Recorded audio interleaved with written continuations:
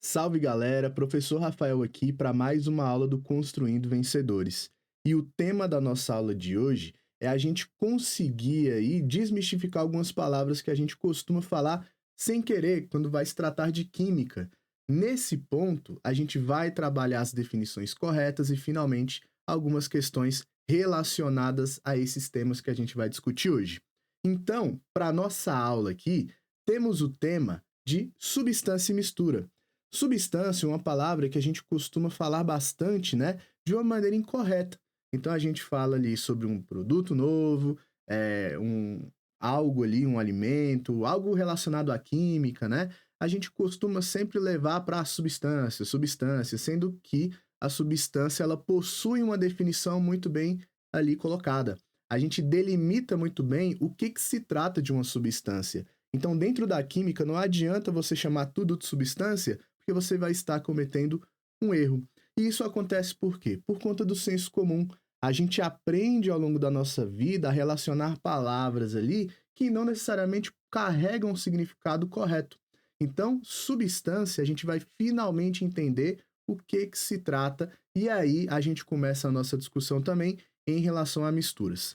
Então, primeira coisa que a gente vai trabalhar aqui na nossa aula de hoje é o seguinte: qual desses exemplos que eu coloquei aqui na tela para vocês é uma substância? E aí você pode se perguntar, pô, água mineral. Água mineral, aquela que a gente toma e tal, água mineral é pura, né? Até porque a gente não ia tomar um negócio que tem várias misturas ali, a gente não ia tomar uma coisa que necessariamente teria que ser pura, passa por um tratamento, né? Então a água mineral pode ser uma substância, né?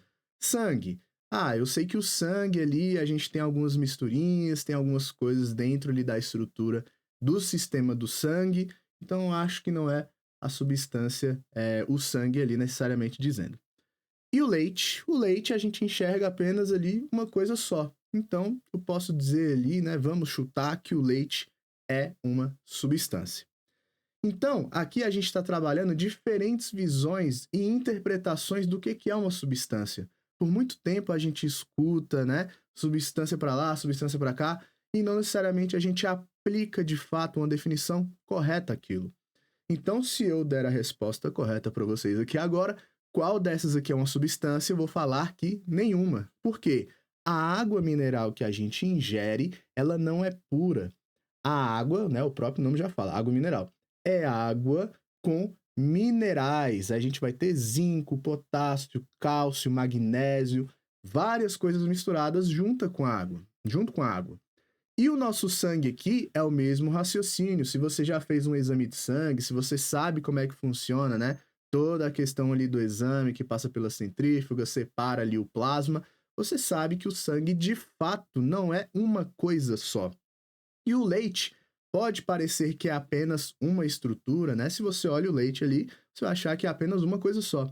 Porém, dentro do leite você tem várias outras coisas. Você tem água, gordura, vitamina. Então, neste ponto, nenhum desses três é uma substância.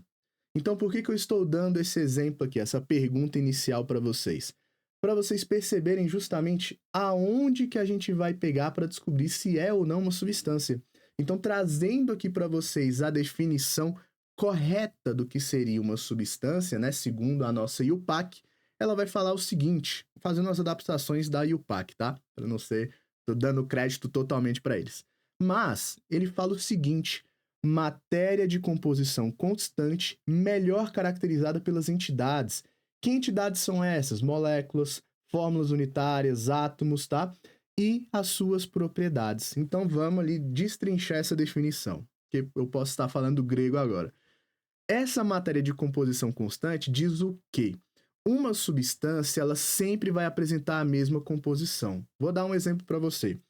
Quando eu escrevo isso daqui na tela, H2O, você aí, que pelo menos já ouviu essa frase, essa palavra, na verdade, H2O na sua vida, você vai remeter à água. Então, já existe uma conexão. A água é o H2O H2O é a água. Por quê? Porque a água vai ter esta composição aqui. A gente tem hidrogênio e oxigênio. Mais exato aqui, 2 hidrogênios e 1 oxigênio. Então, essa composição constante significa que a água, aqui no Brasil, a substância água, ou na Rússia, ou na Lua, ou no Sol, ou no espaço, ou em outra galáxia, sempre é a mesma. E aí, como que a gente pode realmente saber que a gente está falando sobre a molécula de água, sobre a substância água? Por conta das características e suas propriedades. Então, aqui neste caso, a água ela vai apresentar propriedades constantes também. Se a minha estrutura sempre é a mesma, H2O, então as minhas propriedades também vão ser sempre as mesmas. Então, se você tenta ferver a água a 100 graus Celsius aqui, você consegue ferver em outro local, né? Vamos ignorar alguns fatores externos, mas a temperatura que essa sua água vai ferver, ela vai ser trabalhada justamente por conta da estrutura do átomo, pela estrutura das nossas moléculas ali. Então, neste ponto, substância é aquela que vai apresentar essa composição constante e características semelhantes. Então, voltando aqui, a gente pode trabalhar, por exemplo, o gás oxigênio. Como é que a gente pode caracterizar o gás oxigênio? Porque a gente tem dois átomos de oxigênio, eles vão se unir, vão fazer uma ligação e a gente tem a origem do gás oxigênio. Quais são as propriedades desse gás oxigênio? Constantes. Todos os gases oxigênios vão ter as mesmas características. O gás hélio, ele também vai ter as mesmas características. Se você fizer um balãozinho aí de hélio soltar da janela da sua casa, ele vai subir. Se eu aqui na minha casa fizer a mesma coisa, ele vai subir. Então, é independente, é a mesma composição constante. A gente também pode trabalhar aqui em relação ao nosso sal de cozinha, o NaCl. Ele também vai apresentar uma composição constante. Um átomo de sódio e um átomo de cloro vão se combinar e as mesmas características. O sal aqui da minha casa, por exemplo, está sólido, na sua casa provavelmente também está. Então as propriedades elas vão se manter, beleza? Então, lembre-se o seguinte, a substância é quando você tem apenas aquela composição. A partir do momento que eu começo a misturar substâncias, a gente começa a falar de outras coisas. E a partir desse momento, toda vez que você falar substância, você vai estar se referindo a algo que está puro. Água pura é uma substância, gás oxigênio puro é uma substância, gás hélio puro também é uma substância. Então, a substância aqui, definimos muito bem, não vamos mais confundir e ficar falando substância para tudo que aparecer de química aí, porque nem tudo na química vai ser uma substância. Beleza. Então, se a gente trabalhar em cima das classificações que existem dentro de uma substância, a gente vai destrinchar elas em duas. Uma vai ser simples e a outra vai ser composta. Mas como a gente consegue fazer esse tipo de classificação? Se a gente voltar aqui no nosso slide, vocês vão perceber que a gente tem algumas estruturas aqui que elas vão ser diferentes. Por exemplo, o O2 aqui, eu só tenho uma letrinha O, significando que é o oxigênio. Já que no meu sal de cozinha eu tenho NaCl. Se vocês perceberem a malícia aqui, vocês vão ver que tem uma letra maiúscula e outra letra maiúscula, ou seja, eu estou falando de dois elementos diferentes. Um é o sódio, o outro é o cloro. Quando a gente for fazer esse tipo de classificação, a gente vai observar exatamente isso. Então, uma substância que a gente fala simples, a gente vai falar que ela é uma substância composta por apenas um tipo de elemento. Quer um exemplo? Gás, oxigênio, o próprio gás hélio. Qual outro que a gente pode falar aqui? Gás cloro, gás flúor, gás bromo. Posso falar vários aqui. E se vocês perceberem, todos eles aqui estão apresentando o que em comum? Todos eles têm apenas uma letrinha maiúscula, porque lembrando, quando a gente vai colocar o símbolo do nosso elemento, a gente precisa escrever ele ali em letra maiúscula, tá? Geralmente algum outro elemento vem acompanhado de uma letrinha minúscula, né? Até porque o nosso alfabeto não é infinito, a gente tem 118 elementos aí para nomear, dar símbolos. Então, o nosso alfabeto de A a Z não dá conta disso tudo.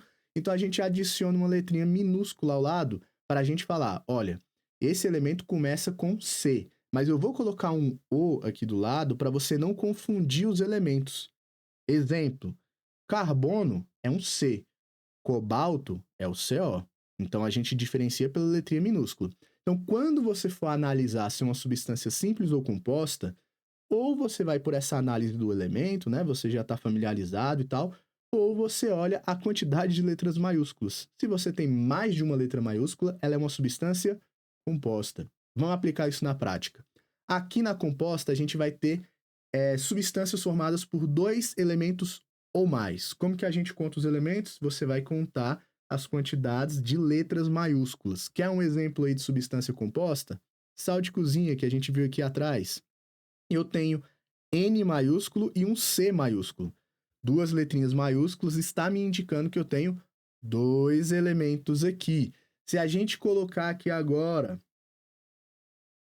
essa outra substância, a gente consegue enxergar o que aqui? Eu consigo enxergar uma letra maiúscula e outra letra maiúscula, óxido de magnésio. Mais uma aí pra gente. HCl, ácido clorídrico. Aqui eu consigo ter um H que está maiúsculo e um C que está maiúsculo acompanhado de um L. Certo? Então, substância simples ou composta, basta você analisar aí se elas vão ter um elemento apenas ou mais de um elemento. Bem tranquilo. E a gente encerra por aqui essa parte de substâncias, certo? Por quê? Toda essa questão que a gente está trabalhando de substâncias, né? A gente vai evoluir agora e falar um pouquinho mais sobre o que acontece quando você mistura substâncias. A gente vai desbocar lá na frente em um tema extremamente importante para o Enem, que é separação de misturas.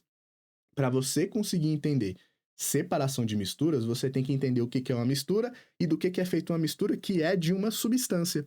Então, a separação que a gente vai ver lá na frente vai ficar muito mais tranquila quando você pega essa base sólida aqui sobre o que é uma substância. E principalmente o que é uma mistura que a gente vai ver agora, logo em seguida, beleza? Então, voltando aqui para a nossa pergunta inicial.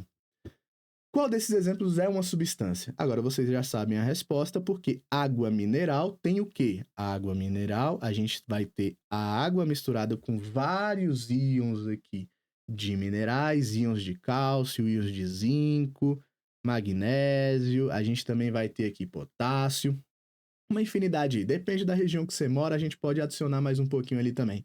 Então, essa água mineral, ela não está pura, ela seria uma água, e água como substância, se ela não tivesse minerais, aonde você vai encontrar esta água aí sem nenhum tipo de mineral? Laboratórios, tá? Que é o que a gente chama de água deionizada. É uma água onde você retirou essa parte de íons, esses minerais que vêm junto da água ali, e você tem uma água, né? A gente não pode falar 100% pura, mas muito próxima ali de 100%. Então, ali sim a gente fala de substância, quando a nossa água ela não tem nada misturado nela. Agora, o nosso sangue aqui, a gente sabe que o sangue ele tem uma parte ali do plasma, né? E dentro desse plasma a gente tem água, sais, vitaminas, alguns fatores ali que ajudam na coagulação. Então, a gente tem muita coisa misturada no sangue. Não é à toa que com um exame só a gente descobre infinitas coisas, né? Então, o sangue ele não se trata de uma substância. E o leite ali, a gente sabe que tem gordura, água, várias coisas, o próprio soro, né, as proteínas. Beleza. Se nenhum dos três aqui é substância, o que eles são então? E aí a gente entra no rolê que é as misturas.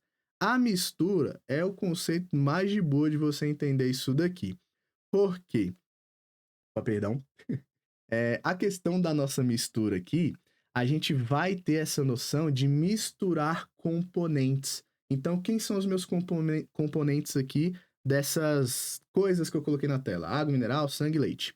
A nossa água mineral, a gente tem minerais e a água. Então, a água é um componente, os meus minerais são outros componentes. Sangue, a gente vai ter ali também a parte do plasma, que tem várias outras misturas dentro desse plasma, água, sais, vitaminas, como eu comentei, e cada um deles vai ser um componente, é uma substância que foi colocada junta.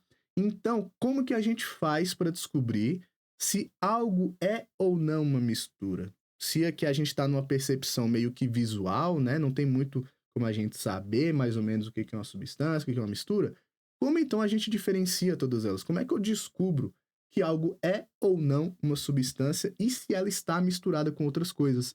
E aí lembra lá daquela definição que a gente trabalhou em cima de substância, que a gente apresenta uma composição ali constante, ou seja, a água é H2O, ninguém vai mudar esse negócio, vai continuar aí por vários anos, tá? Vários anos não, infinitamente, para ser mais exato.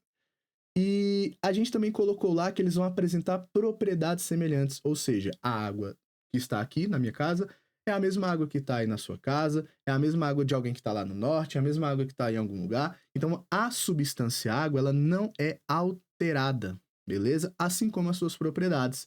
Então, a gente consegue descobrir se algo é ou não uma substância pura a partir dessas propriedades. Se a gente consegue observar uma pequena diferenciação nessa propriedade da água em específico, né, mas de todas as substâncias no geral, a gente sabe que ela está misturada. Então, o que a gente costuma mais utilizar é analisar a temperatura de fusão e a temperatura de ebulição das nossas substâncias ou misturas, né, que a gente não tem muita certeza ainda se é ou não. E como que a gente faz isso? A gente sabe que toda substância vai apresentar uma propriedade constante. E essa propriedade constante, ela não vai ser alterada desde que ela esteja pura. Então a água, quando a gente fala lá e comenta, galera, a água, ela congela a que temperatura? A gente fala o quê? 0 graus Celsius. Por quê? Porque é a temperatura onde a água vai congelar em condições ideais ali. Então, qualquer ambiente que estiver em condições ideais, a água congela a 0 graus Celsius. Agora, se você pegar a água e ferver, começa a esquentar ali a panela, ela vai evaporar a 100 graus Celsius. Então percebam que a água ela mantém uma constância. Ela vai congelar a 0 graus Celsius e ela vai evaporar a 100. Então, se eu estiver na dúvida se é água misturada com alguma coisa, o que eu vou fazer? Eu vou observar se ela está congelando a 0 graus Celsius ou ela está evaporando a 100.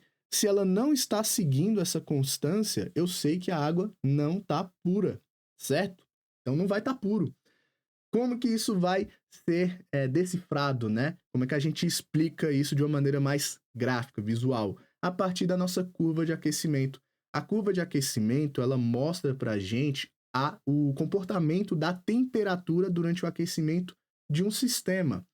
Nesse caso aqui, quando a gente fala de uma substância pura, a gente começa o nosso aquecimento aqui com a nossa substância no seu estado sólido. E ela começa a aquecer, o nosso gráfico vai subindo aqui e tal, até um ponto onde ela vai se estabilizar. Que ponto é esse? Este ponto é exatamente o nosso ponto de fusão. O que é o ponto de fusão? É exatamente o ponto onde o meu sólido vai se tornar líquido. Então, durante toda essa parte aqui, ó, que está reta, o meu sólido está se transformando em líquido. O que significa isso? Que durante a passagem do sólido para o líquido, a minha temperatura não muda. Ela continua estável. Até quando que ela vai continuar estável? Até todo o meu sólido virar líquido. Então, nesse ponto aqui, se a sua temperatura não estabilizou na hora que ela começou a virar líquida, você já vai desconfiar. Isso daqui não é uma substância pura. Pode ser uma mistura. E aí, após tudo se tornar líquido, a gente volta ao nosso aquecimento normal. Então, durante toda essa parte aqui, a temperatura vai subindo, subindo, subindo, até ela se esbarrar em outro ponto. Que ponto é esse aqui? Esse é o nosso ponto de ebulição. É exatamente o ponto onde o nosso líquido vai se tornar gasoso. E aqui vai acontecer a mesma coisa. Enquanto o meu líquido não virar completamente gás, a gente não vai ter uma mudança na temperatura, ela vai se manter estável. E aí, após a gente tornar tudo líquido em gás, esse gás aqui, ele continua aquecendo. Até aonde? Não sei, porque a gente nunca vai saber o limite disso daqui. A temperatura, ela pode aumentar indefinidamente. Então, se eu quiser aí aquecer esse meu gás a uma temperatura, entre aspas, infinita, a gente consegue. O problema é conseguir, mas dá. Então, não é impossível. Esse gráfico, geralmente, ele vem com esses tracinhos ali no final, justamente para mostrar que, olha, beleza, você transformou tudo em gás, agora continua aquecendo aí. E vai, porque não existe um ponto final na temperatura, certo? Então, como que a gente vai descobrir se algo é uma substância pura ou ela está misturada com outras coisas ali? você vai analisar a curva de aquecimento, certo? Que é o método mais eficiente. Pessoal aí de laboratório, né? Faculdade principalmente, quando você faz um experimento e você fica lá na expectativa de se deu certo ou não, para você descobrir se você realmente conseguiu fazer a reação correta, se você finalmente obteve aquele composto que você queria, aquela substância que você queria, você vai analisar a relação justamente da parte do ponto de fusão. Então você aquece ali, se o seu composto virar líquido na temperatura de fusão, no ponto de fusão que era para ele ter virado, né? Então você conseguiu isolar, ele está puro. Agora, se você foi lá, digamos que você queria fazer um paracetamol, né? E aí você aqueceu, aqueceu, aqueceu, chegou no ponto de fusão e ele não virou líquido, você sabe que o seu paracetamol ele está contaminado, ele tem alguma mistura ali. Então, o ponto de fusão e o ponto de ebulição, né, eles são os nossos principais parâmetros aí para descobrir se algo está ou não misturado com outras coisas. Então, voltando aqui à nossa questão inicial, água mineral, sangue e leite, como é que a gente vai descobrir se eles estão misturados ou são realmente substâncias puras? Você vai fazer esse tipo de análise aqui separadamente e vai descobrir se eles são ou não, beleza? Tá, eu falei para vocês que o conceito de mistura, que eu acho que eu já até atropelei aqui, já deu spoiler para vocês, o conceito de mistura é o mais tranquilo de todos, porque o próprio conceito, a definição já carrega o nome. Então, misturas é o quê? Mistura de duas substâncias ou mais. Então, se você pega aí, por exemplo, água e mistura com sal, você tem água, substância, sal, outra substância. Misturei os dois, formei uma mistura. Então, quando você pega substâncias diferentes e você coloca elas nos mesmos sistemas, tá? Você junta as duas, mistura as duas literalmente, você vai apresentar uma mistura. Que tipo de mistura que a gente pode comentar aqui com vocês? Um suco da vida, pode ser aquele suquinho de pó, pode ser aquele suco que vem da polpa, enfim. Em qualquer um dos casos, você vai misturar água. Se ela não vem ali adocicada, você vai colocar um açúcar, vai colocar um adoçante, você vai misturar o pó ou você vai colocar a polpa. Então você está fazendo uma grande mistureba de coisas ali para fazer um suco. Substância água aqui, né? Se a gente for bem honesto, a água da nossa casa também não é pura, então tá tudo misturado já. Então quando você pega tudo isso, junta, forma um sistema, você tem uma mistura. Exemplos também que a gente pode falar aqui, água e óleo, né? Se você aí já teve, passou muito perrengue tentando lavar aquela panela que tá muito suja, com a água, só colocando água, né? Você sabe o que a gente tá falando aqui. Então você mistura esses dois, eles vão formar aquela coisa meio não quero ficar perto de você, né? Que a gente vai definir mais para frente o que se trata, né? A nomenclatura mais correta aí para você falar para todo mundo. Então, quando você mistura água e óleo, a água por si só, ela já vai estar ali com uma grande misturinha de coisas, mas ao misturar com óleo, que também já é outra grande mistura de outras substâncias, você está juntando elas num sistema. Soro fisiológico aí que a gente tem nos hospitais, nas UPAs, né? Ele é água misturado com cloreto de sódio, NaCl. Então aqui a gente mistura H2O mais NaCl. Opa, H2O é o quê? Substância. NaCl é o quê? Substância. Então aqui a gente vai ter uma mistura. Estou juntando duas coisas aqui, certo? Outros exemplos, a gente também tem granito e o próprio leite que a gente comentou. E para finalizar, né? Tinha até esquecido aqui desse cordãozão de ouro. Esse cordão aqui, a gente vai simbolizar ele como o nosso ouro 18 quilates, né? O nosso ouro 18 quilates não é ouro puro, certo?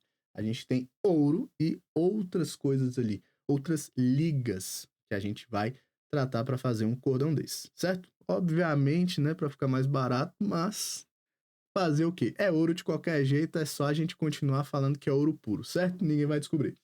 Então, passando aqui, a gente vai precisar classificar quais são essas misturas. Porque se vocês observarem no nosso slide anterior, tinham algumas aqui que elas tinham um aspecto uniforme, né? O suco de laranja ali tá bonitão, ele tá laranja do início ao fim ali, é isso. A água e o óleo tem uma coisa meio que separada, o cordão de ouro ali tá brilhando, né? Tá tudo certo.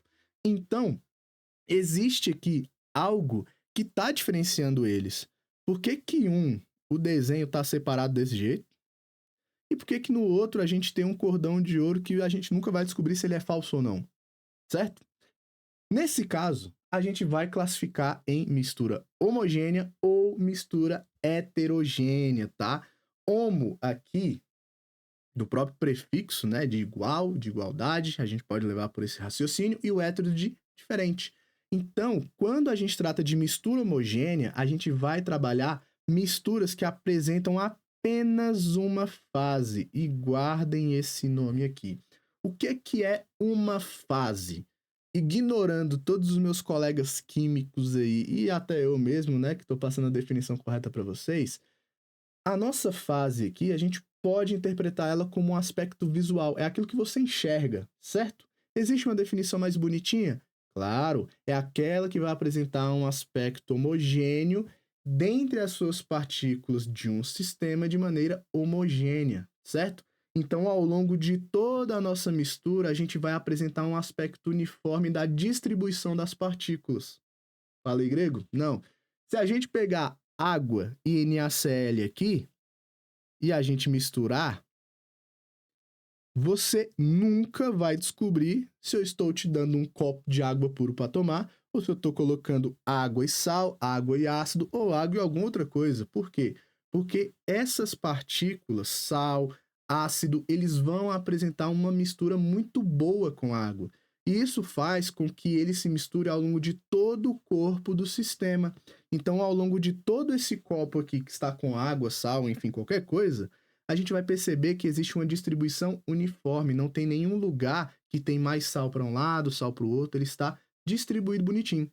E essa distribuição corretinha, uniforme, todo lugar ali está, digamos que separado, certinho, a gente vai ter esse aspecto visual de enxergar uma coisa só. Então, se alguém te entrega um copo com sal ou um copo puro, você não vai saber até você tomar. Então, esse aspecto homogêneo aqui se deve ao quê? À distribuição das minhas partículas dentro do meu sistema. O meu sal misturou muito bem com a água, então ele vai se misturar ao longo de toda a minha água. Diferente do nosso sistema heterogêneo, da nossa mistura heterogênea. O que vai ser a tal da mistura heterogênea aqui? Ela vai apresentar mais de uma fase. Então, quando você mistura água e óleo aí, por exemplo, você enxerga o quê? Você enxerga óleo em cima e água embaixo. Você enxerga duas coisas, duas fases, tá? Não é o mais correto a gente levar por esse lado do que você enxerga, certo? Mas é uma dica aí que te ajuda, beleza? Então, neste ponto, esse aspecto de você enxergar duas coisas se deve ao quê? A uma má distribuição das partículas. Por que que o óleo e a água não estão misturadas?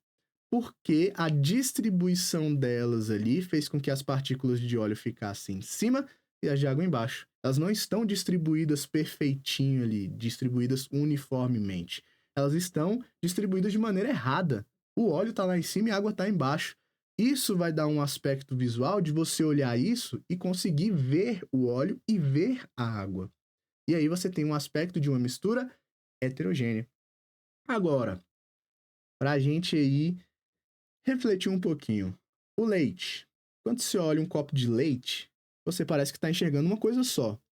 Então, se a gente for analisar por esse aspecto do que você enxerga, o leite é homogêneo, mas o leite ele não vai apresentar essa homogeneidade, porque o leite, na verdade, ele é uma mistura heterogênea.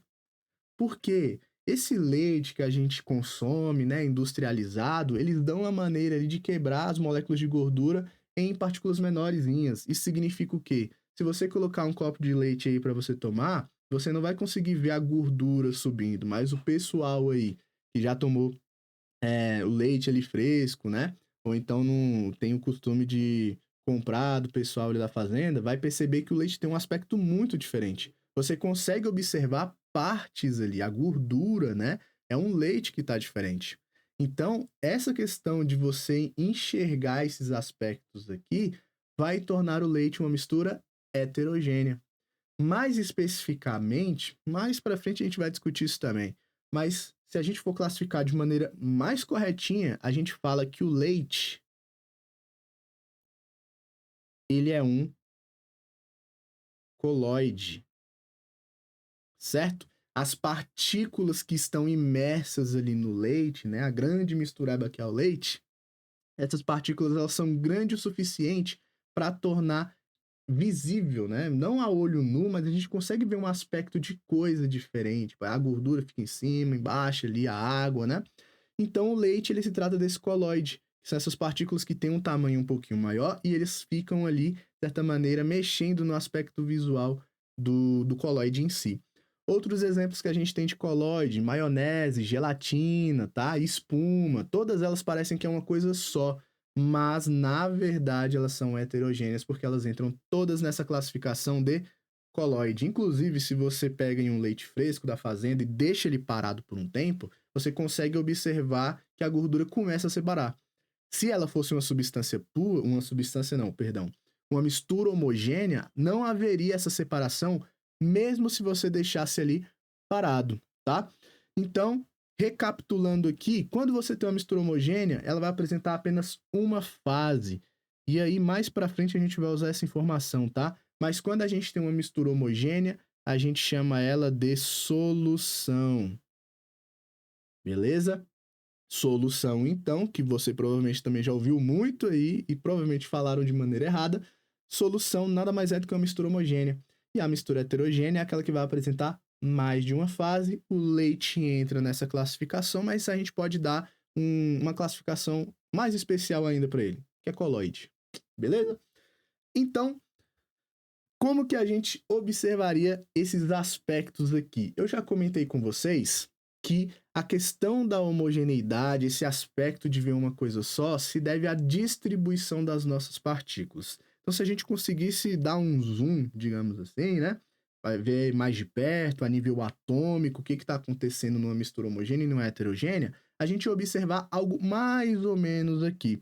Então, quando as minhas partículas ou minhas substâncias, elas possuem uma afinidade muito grande, né? Ou elas têm polaridade semelhante, ou elas têm uma miscibilidade ali também, há alguma força intermolecular que une elas, a gente vai apresentar essa homogeneidade. Então, aqui, se a gente observasse essa mistura, íamos ver que as partículas ou substâncias iam estar distribuídas de maneira uniforme, não ia ter nenhuma região com mais, nesse caso aqui vamos falar bolinhas, né? Não teria mais bolinhas laranjas em uma região, mais bolinhas verdes em outra região, estaria tudo distribuído de uma maneira bem aleatória e uniforme.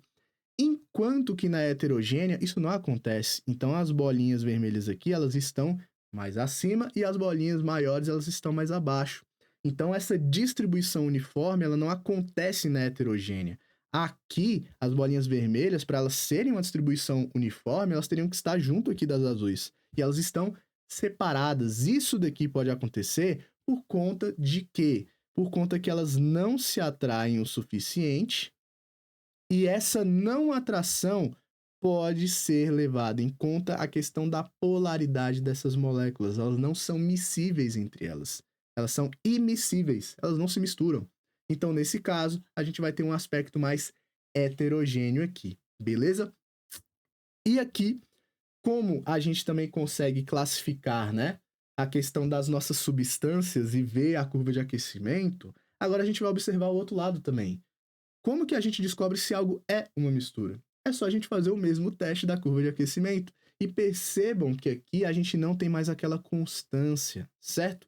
Então, se a gente estiver falando de uma mistura comum, tá? Então, pegamos aí água e sal, por exemplo.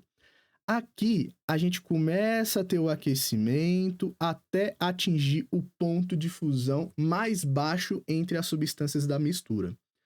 Só que vai acontecer um rolê aqui. Quando ele atingir o ponto de fusão, ao invés da minha temperatura ficar constante até todo o meu sólido virar líquido, a minha temperatura ela vai continuar aumentando. Por quê?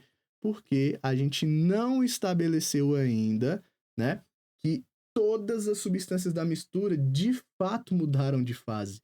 Então a gente continua aquecendo enquanto uma das substâncias ela vai mudando de estado. Então ela fica nessa inclinação um pouquinho maior aqui. Então ela vem e para até a gente ter essa mudança total dos líquidos aqui. Depois continuamos subindo até atingir outro ponto. Que ponto? Ponto de ebulição. E aí a gente vai acontecer de ter o mesmo fenômeno que a minha temperatura não se mantém constante.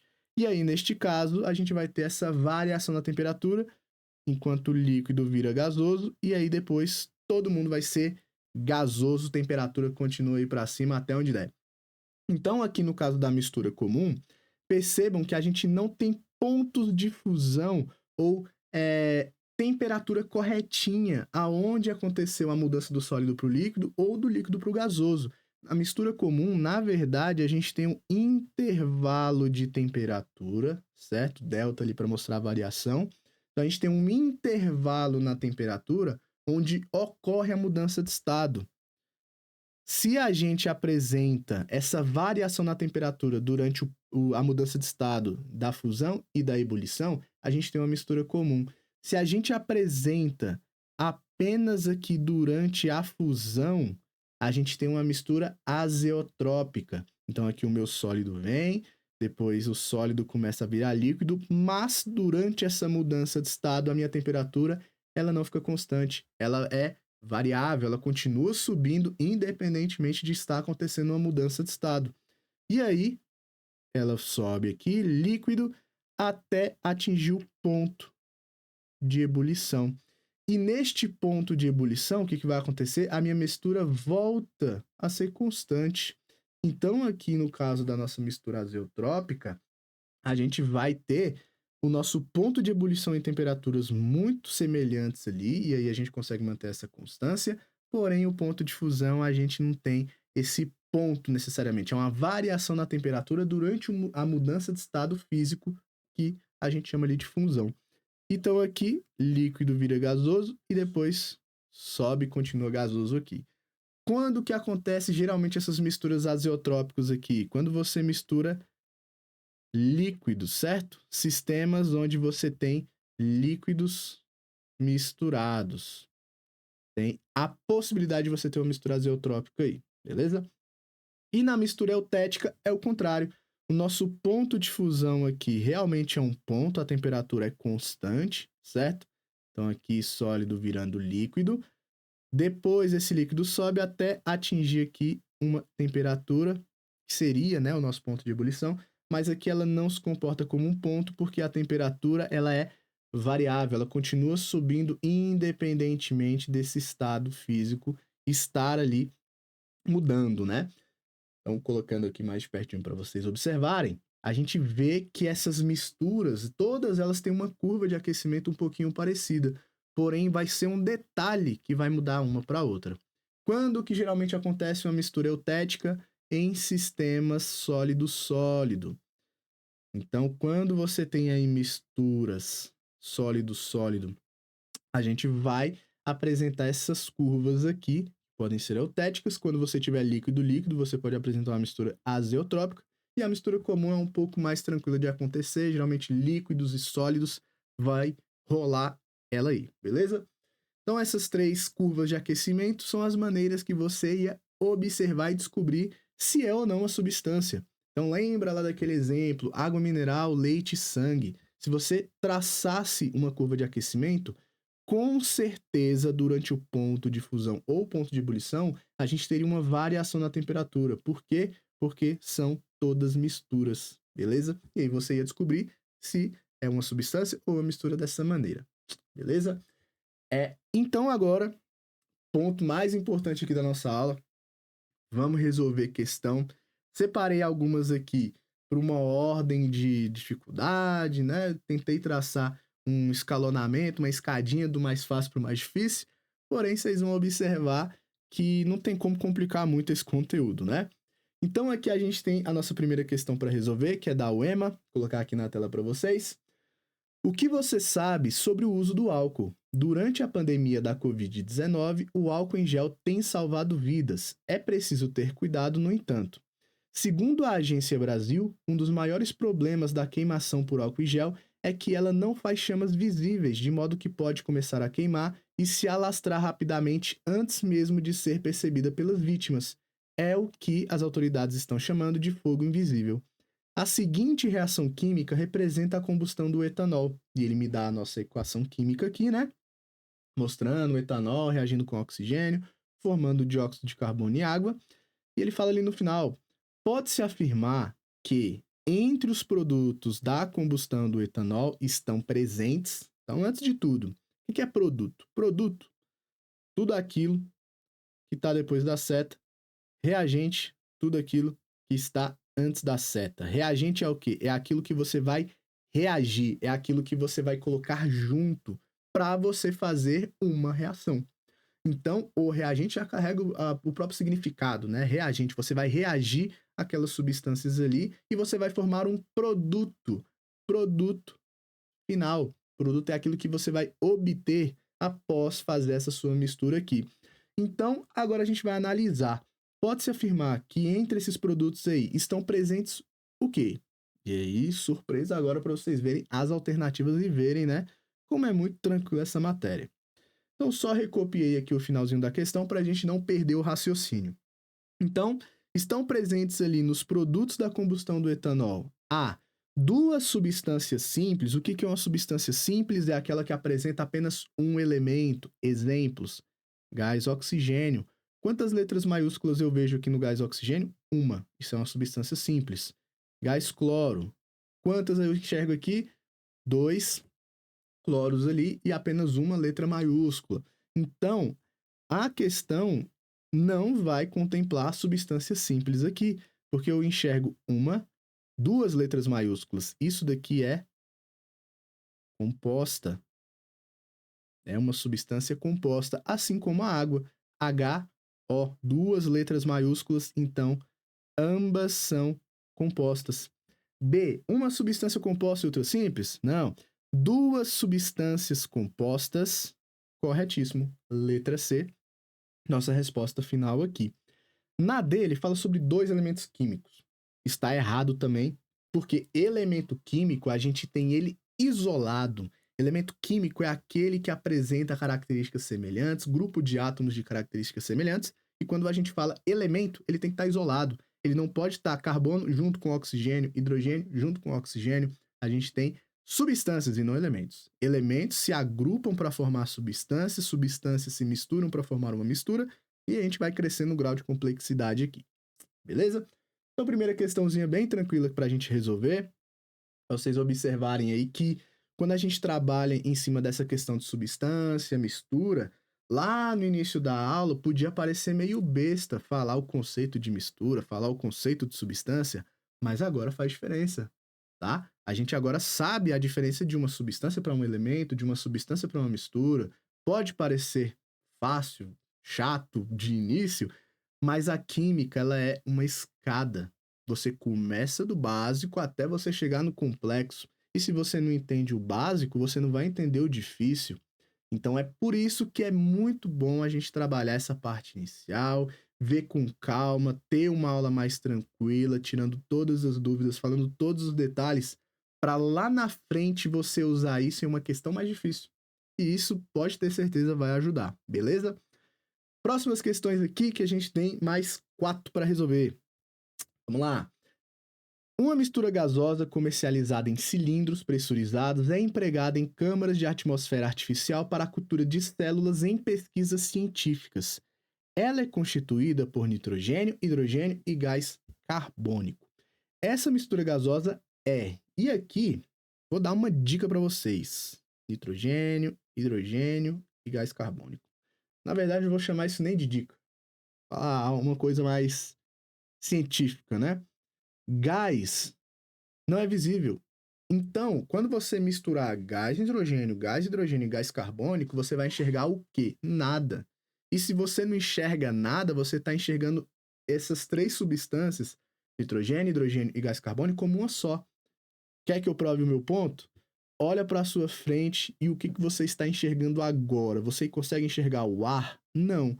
Mas o que tem no ar? Você tem gás nitrogênio, você tem gás oxigênio, você tem gás hélio, você tem gás carbônico.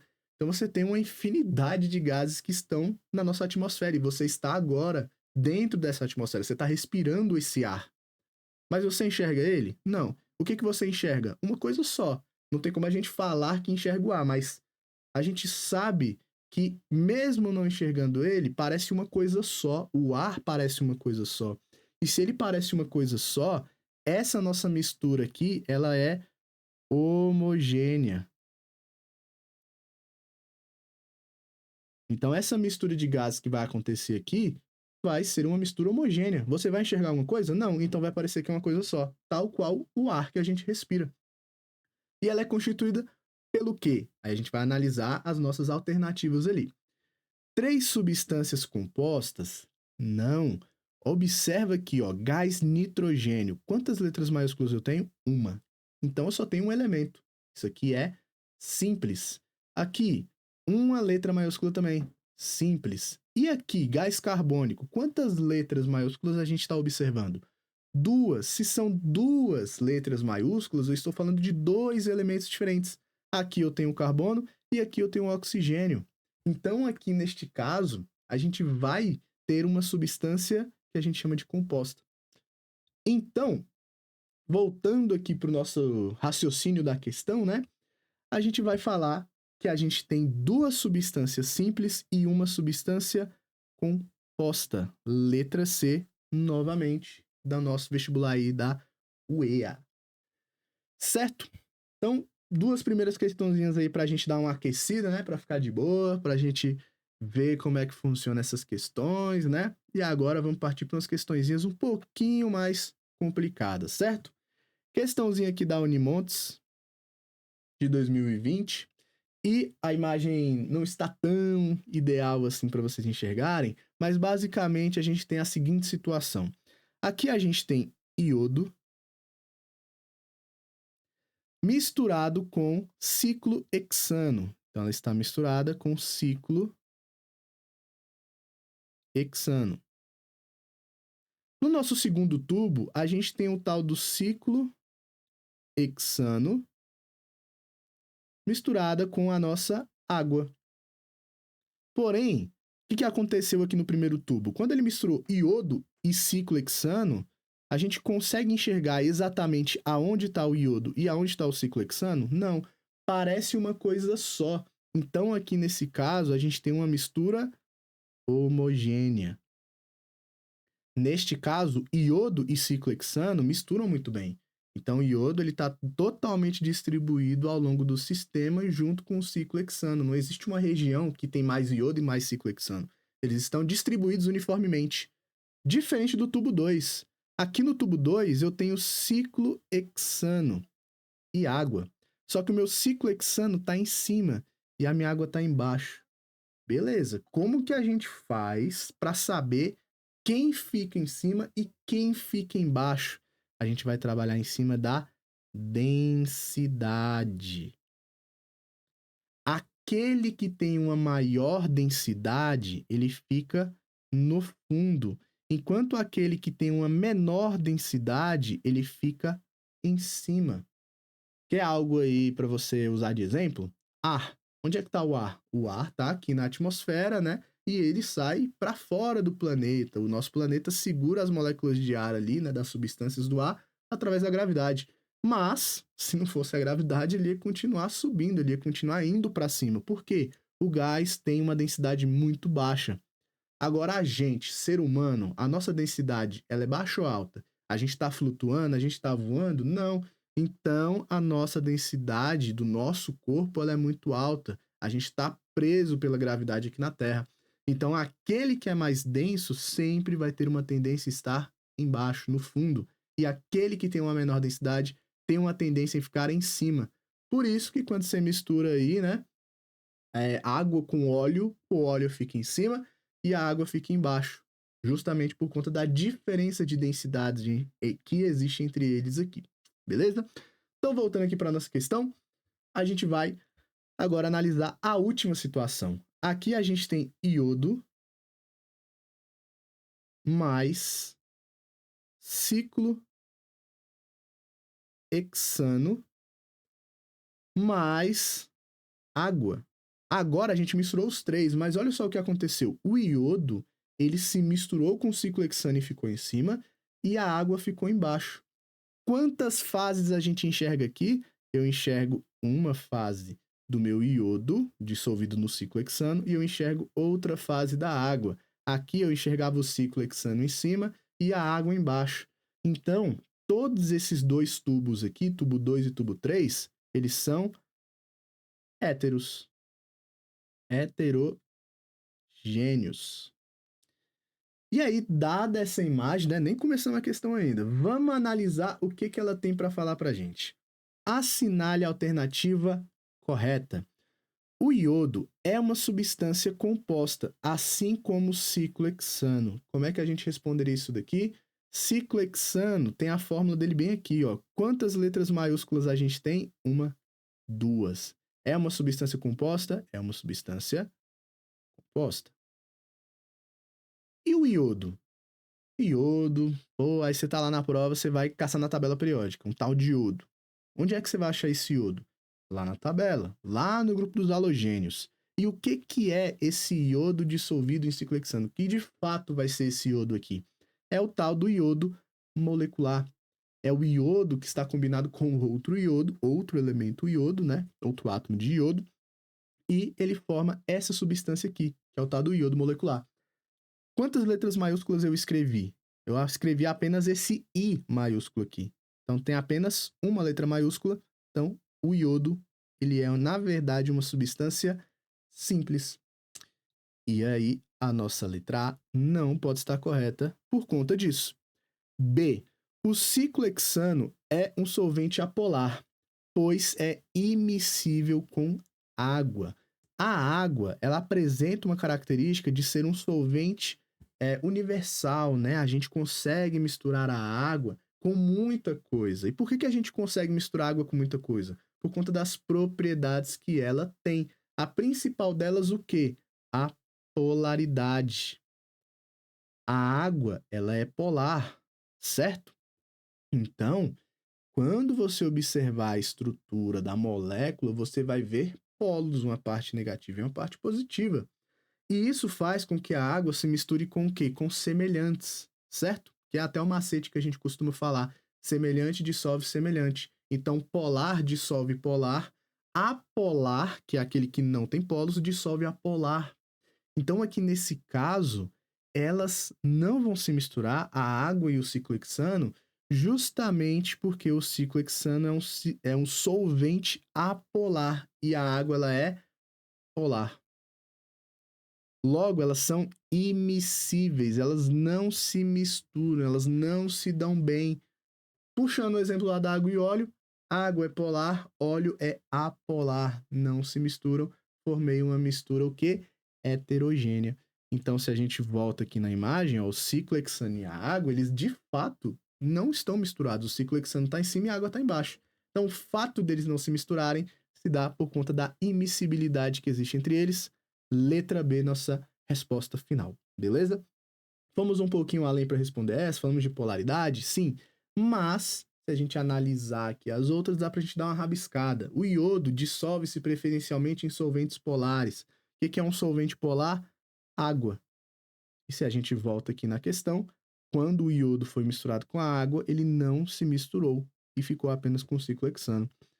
E nosso D aqui, o ciclohexano é mais polar que a água. Totalmente errado isso daqui, né? Então, letra B, nossa resposta correta. E a gente analisando essa questão da polaridade aqui, né? Subimos o nível um pouquinho, mas tá tranquilo ainda de responder. Mais uma questãozinha em relação a essa parte aqui de mistura, substância, que fala o seguinte. Na tabela abaixo são mostradas as densidades e a solubilidade em água de 3 solventes orgânicos. Considerando a adição de cada um desses solventes à água e ele me dá a densidade, é correto afirmar que... Então, aqui na minha tabelinha, ele traz acetona, clorofórmio e pentano. Qual que é a densidade de cada um? 0,78, 1,48 e 0,63. Beleza. A acetona, ela é miscível. O que significa miscível? Que ela mistura muito bem. Então, se eu misturar água e acetona, a gente consegue ter uma mistura bacana, a gente consegue juntar os dois ali e formar uma mistura homogênea. Agora, se eu juntar água e clorofórmio, não mistura, porque é immiscível. Eles não vão se misturar muito bem. E o pentano, mesma coisa, é immiscível, não mistura muito bem. Então agora a gente vai analisar as nossas alternativas sabendo dessas condições aqui da água. Então aqui a água mistura com acetona, mas não mistura com clorofórmio e muito menos com o pentano. Vamos analisar. A adição de clorofórmio à água levará à formação de uma solução homogênea? Não. Se eu misturar aqui a minha água junto com esse nosso clorofórmio aqui, a gente vai obter uma mistura heterogênea. Agora vamos lá. Não é nem o ponto central da nossa questão analisar isso daqui agora, mas qual que fica em cima e qual que fica embaixo? Analisa a densidade. Clorofórmio, densidade 1,48. Densidade da água, 1. Qual que tem a maior densidade aqui? Clorofórmio, 1,48. Então, nosso clorofórmio, ele fica aqui embaixo. E a nossa água fica aqui em cima. Então, dá para a gente saber exatamente a posição de cada substância quando eu misturar elas. Olha só que legal. Apenas utilizando a densidade. Mesmo que a gente nunca vá misturar água e clorofórmio, a gente sabe que vai acontecer o aspecto visual que vai ficar quando a gente misturar, mesmo que a gente nunca vai fazer isso na vida. Então, letra B. A adição de clorofórmio levará a uma mistura heterogênea? Sim, a água fica em cima, o clorofórmio fica embaixo. Com clorofórmio na fase inferior, na parte de baixo, corretíssimo. Nosso clorofórmio aqui, ele vai ficar embaixo por conta de uma densidade elevada, uma densidade maior em relação à água. Então a água fica em cima, nosso clorofórmio fica ali embaixo. C. A adição de acetona levará a uma mistura heterogênea? Não, olha aqui, ó, a nossa acetona mistura muito bem com a água. Ela é miscível, então a gente consegue colocar aqui que vai formar uma mistura homogênea, uma solução, tá? Então pode ser a letra C. D. A adição de pentano levará à formação de uma solução homogênea? Errado também, é immiscível, né? E E. A adição de pentano levará a uma mistura heterogênea com o pentano na fase inferior. Vamos lá. Água. Qual que é a nossa densidade da água? 1. Olha a densidade aqui do pentano, 0,63. Muito menor que da água. Então, o pentano fica aqui em cima e a nossa água aqui embaixo. Bem tranquilo, bem de boa a gente analisar isso daqui. E percebam que essas questões de você observar se é ou não uma mistura homogênea, heterogênea, ela sempre vai vir acompanhada de um detalhezinho da densidade. Sobre aquele que fica em cima, aquele que fica embaixo, né? Que eu dei alguns exemplos de questão, coloquei essa daqui, né, principalmente, mas geralmente em questões que trabalham essa relação de você saber se é ou não uma mistura homogênea ou heterogênea, a gente coloca esse adicional, qual que fica em cima e qual que fica embaixo. E aí você utiliza a densidade para saber disso, certo? Então, bora agora aqui para a nossa última questão de hoje, que inclusive é do Enem, mais especificamente do Enem Digital, que fala assim para a gente: para assegurar a boa qualidade de seu produto, uma indústria de vidro analisou um lote de óxido de silício, principal componente do vidro. Para isso, submeteu uma amostra desse óxido ao aquecimento até sua completa fusão e ebulição. Olha aí o que eu comentei para vocês. Geralmente, em processos de laboratório, de indústrias, você não tem muita certeza daquilo que você está trabalhando. Porque eu vou dar um spoiler para vocês aí, pessoal que vai ingressar na faculdade, vai pegar laboratório de química, né, vai mexer com as substâncias lá, vocês vão chegar num dado momento que tudo é transparente ou o sólido, todos eles são bolinhas brancas. Então você não tem mais como diferenciar as coisas. Então um ácido é o quê? Transparente. Uma base é o quê? Transparente. Um éter é o quê? Transparente. Então um álcool é transparente. Não existe mais essa diferenciação visual das coisas. Então a gente tem que partir para um método mais sofisticado, mais sofisticado. Não adianta eu chegar nessa indústria aqui, por exemplo, e falar, galera, é óxido de silício, confia. Olha só como parece óxido de silício. Não, não funciona assim. A gente tem que analisar para saber se realmente é. E como a gente faz isso? Lembra lá da nossa primeira parte da aula. Substância apresenta propriedades constantes. O que significa isso? que as propriedades que o meu óxido de silício tem não vão ser alteradas desde que ela esteja pura. Como que a gente vai verificar isso então? Faz um aquecimento e verifica a temperatura de fusão e a temperatura de ebulição. Se a gente perceber que durante a fusão, durante a passagem do sólido para o líquido, a temperatura estabilizou, então já é um indício que é uma substância. Só que a gente continua aquecendo, aquecendo e tal, até chegar na temperatura de ebulição. O que vai acontecer durante essa temperatura de ebulição aqui? A gente vai ter a passagem do líquido para o gasoso, e se ela se manter constante, a gente vai falar que é uma substância pura. De fato, meu óxido de silício está puro, não tem nada misturado ali nele. Então, a nossa pergunta ali da questão é justamente: qual foi o gráfico obtido por esse analista? E a gente vai observar aqui alguns gráficos para a gente escolher qual que é o nosso ideal. Primeiro, detalhes que a gente tem que observar aqui. Ele fala que a temperatura de fusão desse óxido é 1.600 graus Celsius. Então, quando bater 1.600 graus Celsius, a mudança de estado começa e a nossa temperatura estabiliza até todo o sólido virar líquido. Depois, ela aquece até chegar em 2.230 graus Celsius, que é quando o nosso líquido vira gasoso e a temperatura continua essa até a completa passagem de estado. O líquido vai virar gasoso. E agora, analisando as nossas opções aqui de gráfico, a gente vai perceber que está muito na cara qual que é a correta, né? Porque a minha temperatura ela tem que se manter constante durante toda a passagem de estado físico. Então, aqui nesse meu primeiro gráfico, quando bateu 1.600 graus Celsius, o que aconteceu? A minha temperatura continuou subindo aqui, ó. Ela não estabilizou, ela não ficou constante. Se ela não ficou constante, logo isso daqui não pode ser uma substância pura. E ele afirmou ali pra gente, ó, que a gente tem uma amostra que se encontrava pura. Então, se o nosso gráfico está assim, a nossa amostra não está pura. Ela está ali com algum tipo de variação, né? Alguma substância e tal. E agora, vamos analisar a B. Na B, está totalmente errada essa curva de aquecimento, né? Ele começa já em 1.600 subindo aqui, porém, a nossa curva de aquecimento analisou a temperatura de fusão e de ebulição. Aqui é como se a gente começasse com a substância líquida, depois líquida para gasosa e por fim gasosa. Eles esqueceram de colocar, né, a parte do sólido e sólido virando líquido. É como se a gente tivesse começado com um gráfico aqui, mais ou menos, né? Não exatamente aqui, mais ou menos. É como se a gente tirou a parte inicial do gráfico. Então, essa daqui está incorreta também. Não pode ser ela. Letra C. Se a gente observar aqui, durante a passagem 1.600 graus Celsius, a gente continua tendo essa pequena variação aqui na temperatura. Se a gente tem essa pequena variação na temperatura, logo a gente não vai apresentar uma substância pura. Isso daqui está misturado com alguma coisa. E agora, finalmente, chegamos no nosso pupilo, na nossa questão correta, que é a letra D, que a gente já sabia desde o início que ela tinha que ser desse jeito, né? Convenhamos, todos vocês já sabem agora fazer uma curva de aquecimento perfeita de substância pura. Então aqui, 1.600 graus Celsius é a temperatura que ela muda de estado. Então aqui, sólido, atingir 1.600, sólido vai continuar, sólido vai se transformar em líquido até a completa transformação desse estado físico.